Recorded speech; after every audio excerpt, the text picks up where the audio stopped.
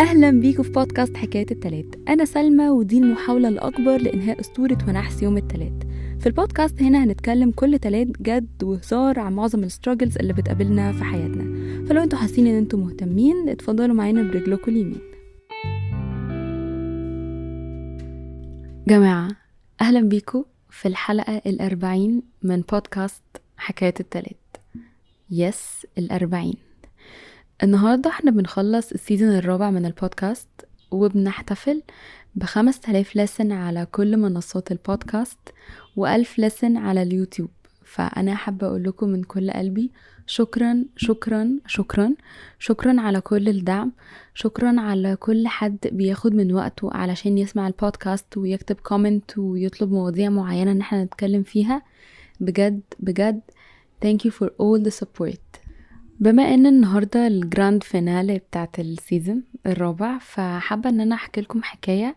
في 2020 وانا في تانية جامعة، في محتوى كده مختلف بدأ يبان قدامي ويظهر على اليوتيوب، ووقتها ان اليوتيوب بالنسبة لي كان جزء لا يتجزأ من حياتي.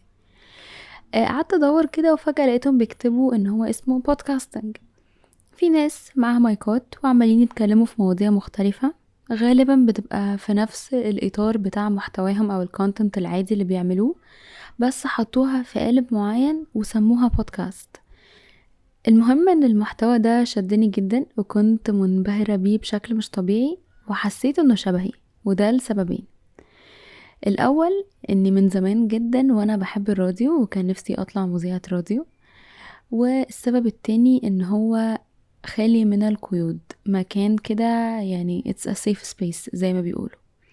ساعتها رحت لواحدة صاحبتي اسمها سلمى الحداد، shout out لسلمى، وقلت لها ان انا عايزة اعمل بودكاست، وحكيت لها يعني ايه بودكاست وقلت لها ابيسود وخليتها تشوفها. وبصراحة وقتها سلمى شجعتني قوي قوي قوي وقالت لي ان انا لازم اعمل بودكاست. ولكن وقتها ما عملتهاش علشان اول ما جات لي الفكرة كنا في الفاينلز ومزنوقين زنقة الكلاب. فاول حاجة جات في دماغي ان انا اقولها ان خلينا بعد الفاينلز.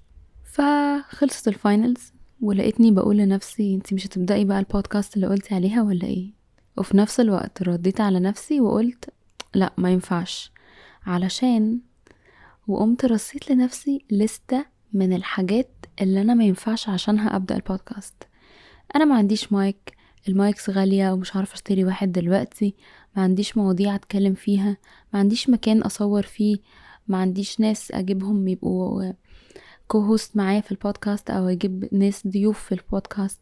شكلي مش بريزنتبل كفاية ان انا اعمل فيديو او ان انا اتكلم. صوتي مش كويس كفاية ان انا اعمل بودكاست. لا، دي حاجة مش بتاعتي وانا مش هعملها. وقمت ركنت الفكرة في الدرج وكملت حياتي عادي. ولأي حد يعرفني شخصيا فغالبا هتبقوا عارفين ان انا والبودكاست ده مش اول علاقة بيني وما بين الكونتنت كرييشن او صناعة المحتوى باشكالها المختلفة.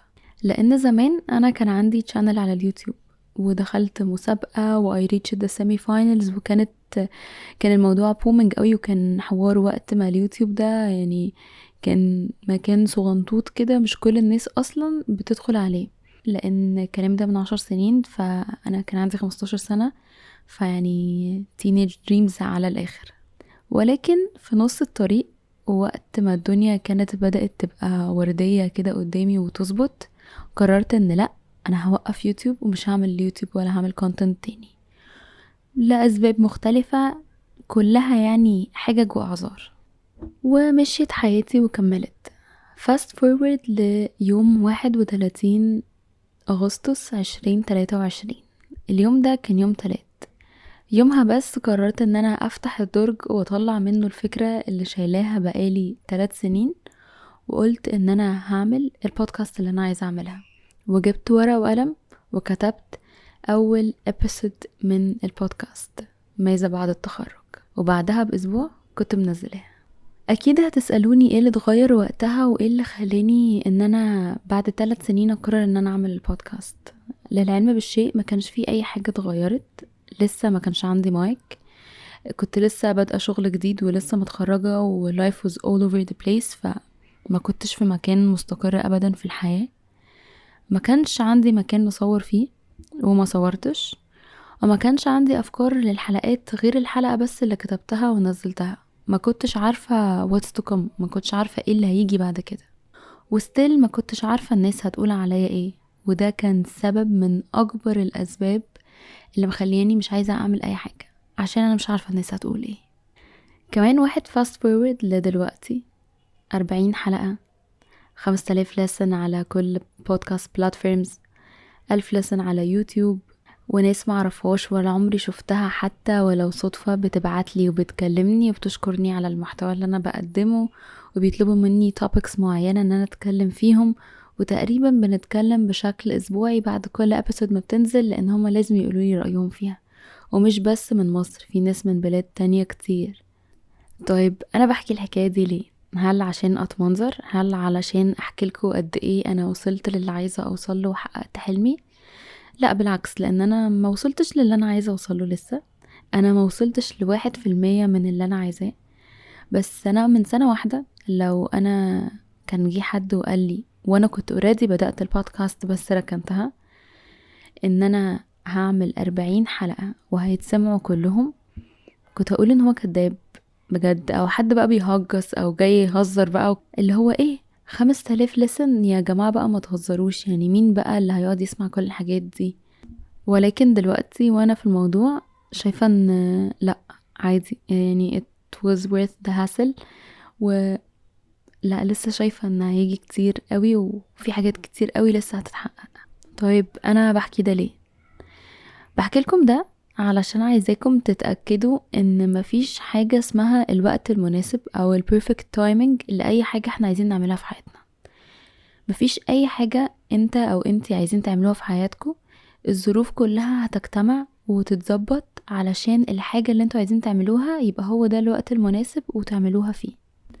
لو عايز تبدأ، ابدأ دلوقتي، ابدأ حالا. يعني ما تستناش الساعة تيجي بالظبط علشان تقوم تذاكر، ما تستناش اليوم المناسب عشان تنزل تصور فيه كونتنت، ما تستنيش الشهر المناسب علشان تروحي تقدمي فيه على الشغل، ما تستناش يبقى عندك experience في حاجة معينة عشان تقدم على شغل فيها. ما انت الاكسبيرينس عمرها ما هتيجي ببس ان انت عمال تقرا articles او تدور.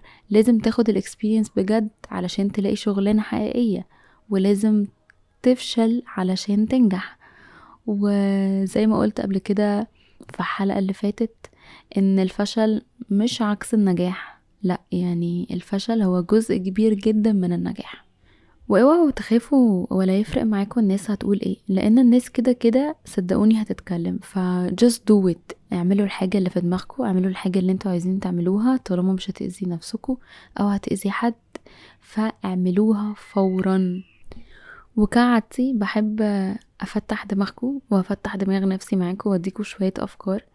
فلو انتوا حابين او حاسين ان في حاجة انتوا نفسكم تعملوها بس السيلف داوت مخليكم مش بتاخدوا ولا خطوة لقدام، بالعكس انتوا بترجعوا خطوات كتيرة لورا، فخلوني اقولكم كام حاجة لما عملتها فرقوا معايا بجد. عارفين الصوت اللي جواكوا اللي بيقعد يتكلم كتير وبيقولوا ان انتوا مش enough، انتوا مش كفاية، انتوا ما عندكوش all what it takes علشان تعملوا الحاجة دي؟ اخرسوا الصوت ده بجد، خلوه يخرس خالص وينتهي، وبدلوه بالاصوات الحقيقية اللي تقولكوا ان انتوا بالمجهود الكفاية وبالمعلومات الكفاية هتقدروا توصلوا للحاجة اللي انتوا عايزينها واكتر كمان. طول ما انتوا بتكسروا في مقاديف نفسكوا عمركم ما هتعرفوا توصلوا في حاجة، عمركم ما هتعرفوا توصلوا لأي حاجة. لازم تtrust the process وتtrust yourself وتtrustوا ان انتوا فعلا تقدروا تعملوا الحاجة اللي انتوا عايزين تعملوها وتact upon ده، وتبدأوا تشتغلوا علشان تحققوا ده. حاجة كمان وقلتها كتير قوي قوي قوي قوي خاصة السيزن ده، ان نسليبريت البروجرس مش الريزولتس، لان الريزولتس مش بتاعتنا، النتائج مش بتاعتنا، انما السعي والتطور بتاعنا. فمع كل تطور بسيط سليبريتوا واحتفلوا بالتطور ده، زي ما انا بحتفل معاكم النهاردة ب5000 لسن. ده مش تطور كبير، دي مش نتيجة، ده تطور صغنون، وانا بحتفل معاكم بيه علشان انا فعلا تعبت، وانا عارفة ان انا تعبت وان انا اشتغلت كتير قوي على البودكاست، حتى لو ما جبتش اخري فيها، وانا عارفة ان انا لسه ما جبتش اخري، بس انا فخورة بالبروجرس اللي شغال واللي بيحصل ده.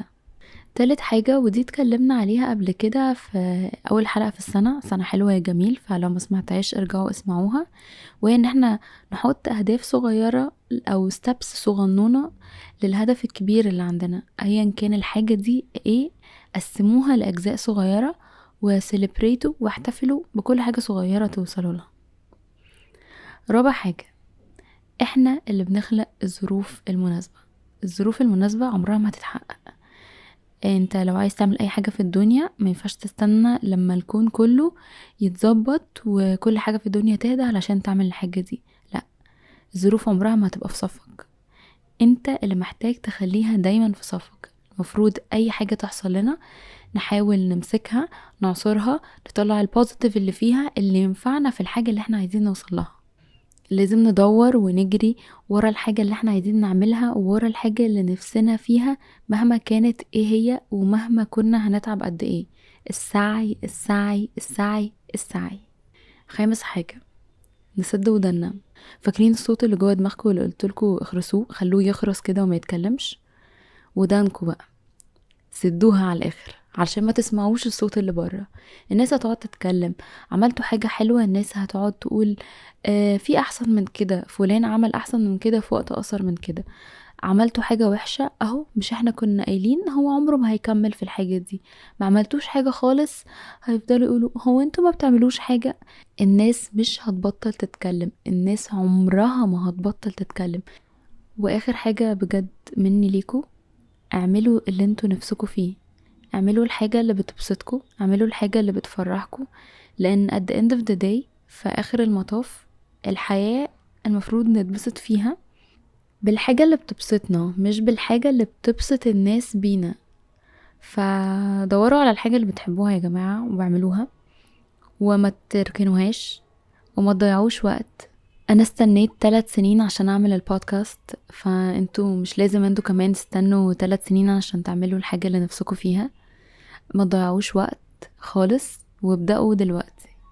وبكده اكون وصلت لاخر الحلقة 40 واخر سيزن 4. وبس كده، اشوفكم السيزن الجاي، مش التلاتة الجاي، وما تخافوش مش هطول عليكم وهرجع على طول. حكاية التلات هي بودكاست أسبوعي موجودة على أبل بودكاست، سبوتيفاي، جوجل بودكاست وكاست بوكس.